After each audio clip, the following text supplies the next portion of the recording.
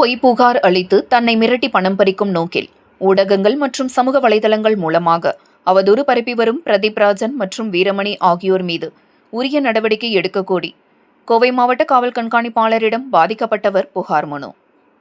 கோவை மாவட்டம் வேடப்பட்டி பகுதியைச் சேர்ந்தவர் 47 வயதான அன்னக்கிளி. இவர் இன்று கோவை மாவட்ட கண்காணிப்பாளரை சந்தித்து புகார் மனு ஒன்றை அளித்துள்ளார்.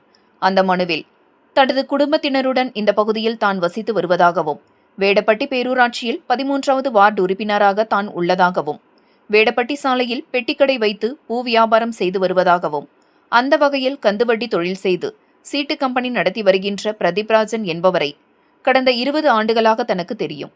அவர் முறையான ஆவணங்கள் எதுவும் இல்லாமல் பதிவு செய்யப்படாத சீட்டு கம்பெனி நடத்தி அதன் மூலம் பொதுமக்களின் பணத்தினை ஏமாற்றிவிட்டு பணத்தை திரும்ப செலுத்தாமல் இருந்து வருகிறார்.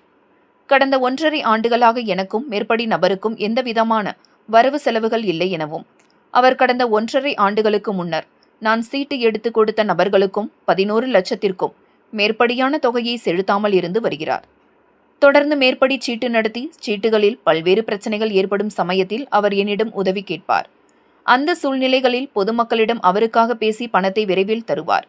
நான் பெற்று தருகின்றேன் என கூறி பிரச்சனைகளை சரி செய்து தருவதாக நான் கூறியிருந்தேன்.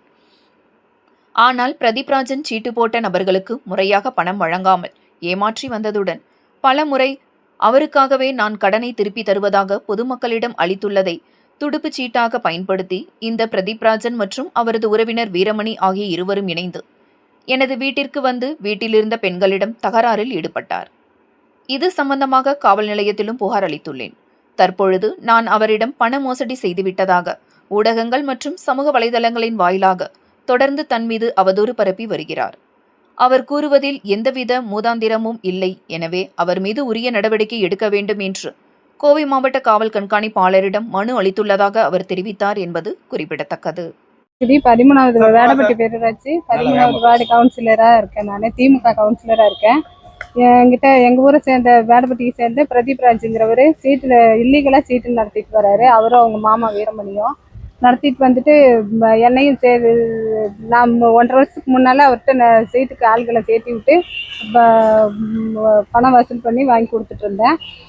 அதை முடிஞ்சு போச்சு. 1.5 வருஷத்துக்கு முன்னாலே முடிஞ்சிருச்சு.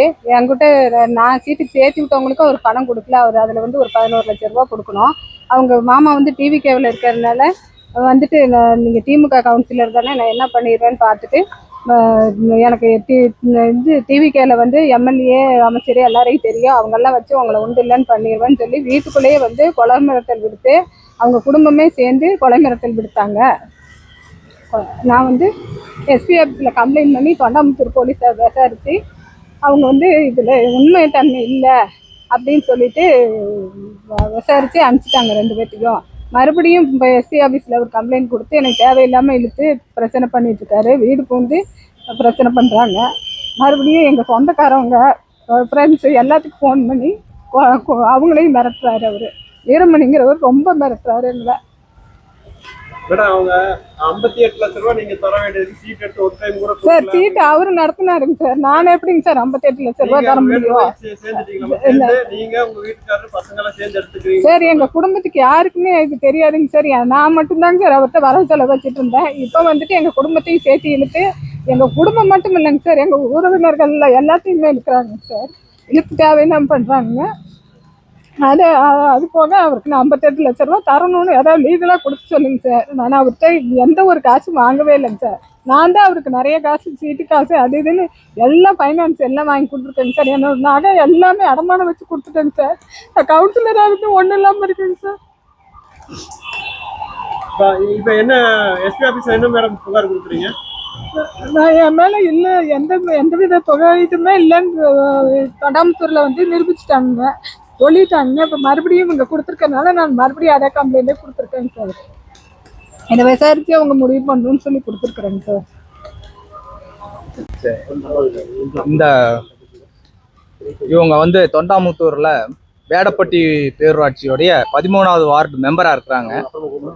இவங்களுடைய புகார் என்னன்னாங்க, இவங்களுக்கு தெரிஞ்சுதா இவங்கள்ட்ட வந்து உதவி கேட்டு வந்த பிரதீப் ராஜன், அக்கா நான் இது மாதிரி பலர்கிட்ட ஏமாத்திட்டேன், எனக்கு ஹெல்ப் பண்ணுங்கன்னு சொன்னோன்னா இவங்க எல்லார்ட்டையும் ஹெல்ப் பண்ணி இவங்களுடைய பணங்களையெல்லாம் கொடுத்து சீட்டில் ஏமாந்தவங்களுக்கு எல்லாமே கவலைப்படாதீங்க கொடுத்துருவாங்க, இல்லைனாலும் நான் நின்று பண்ணித்தரேன்னு சொன்ன ஒரே ஒரு வார்த்தையை அட்வான்டேஜாக எடுத்துக்கிட்டு அவிய மாமா அவங்க குடும்பம் எல்லாரும், அதாவது மாமன்றது அந்த வீரமணி, இவங்க எல்லாரும் சேர்ந்து இவங்க தான் பணமே கொடுக்கணுங்கிற மாதிரி கொண்டு வர்றாங்க.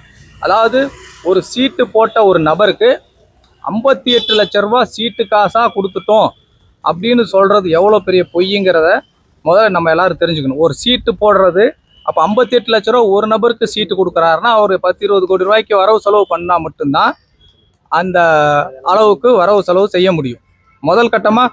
அப்போ அவருக்கு உண்மையாலுமே சீட்டு பதிவாயிருக்கா? இதை வந்து எங்கள் வீட்டில் வந்து பிரச்சனை பண்ணுறாங்க எல்லாரும், ஒரு 10-20 பேர் லேடிஸு, அடையாளம் தெரியாத ஆட்கள். இப்போ சீட்டு கூட இல்லாத வீரமணியும் அந்த பிரதீப் ராஜனும் சேர்ந்து உள்ளார பூந்து சண்டையை போடுறாங்க வீட்டுக்குள்ளார. அப்போ நாங்கள் வந்து எஸ்பி ஆஃபீஸில் இந்த மாதிரி வந்து எங்கள்கிட்ட கம்ப்ளைண்ட் கொடுத்துட்டாங்கங்கும் போது அவங்க வந்து ஒரு கவுண்டர் கம்ப்ளைண்ட், இவங்க 55 லட்ச ரூபா ஏமாற்றிட்டாங்கன்ட்டு போய் தொண்டாமுத்தூர் காவல் நிலையத்தில் புகார் கொடுக்குறாங்க. இந்த 2 புகாரையும் விசாரித்த காவல்துறை, நீ முதல்ல சீட்டு நடத்துறது கரெக்டாக நடத்திக்கிறியா, எல்லா டாக்குமெண்ட்டையும் கொண்டு வா, ஒரிஜினல் இருந்தால் கொடு, இவைய வாங்கினதுக்கு என்ன ஆதாரம் இருக்குது, எல்லாத்தையும் கேட்குறாங்க. ஒரு ஆதாரங்கள் கூட கொண்டு வந்து கொடுக்கல.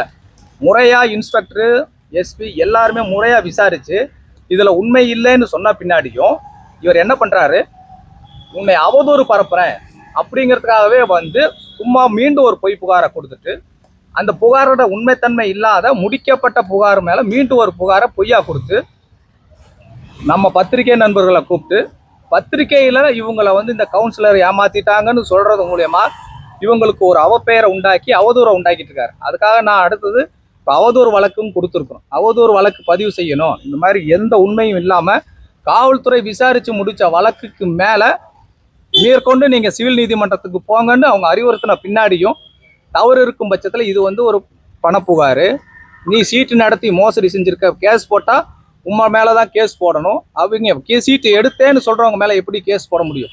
சீட்டு எடுத்தால் நமக்கு தெரியும், ஒரு ஜாமீன் வாங்கிட்டு தான் சீட்டு எடுக்க முடியும்.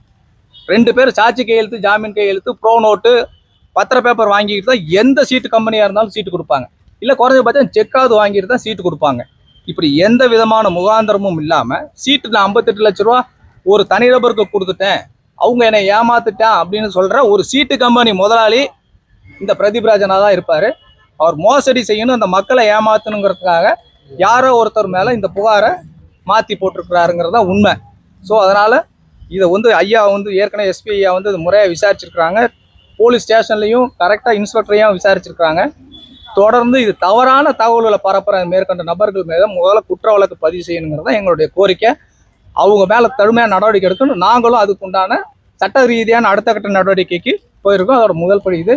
பத்திரிகை நண்பர்கள் தொடர்ந்து எங்களுக்கு ஒத்துழைப்பு கொடுக்கணும். உண்மை செய்திகளை மறுபடியும் மீண்டும் மக்களுக்கு சொல்லணுங்கிறதா எங்களோட வேண்டுகோள். நன்றி, வணக்கம்.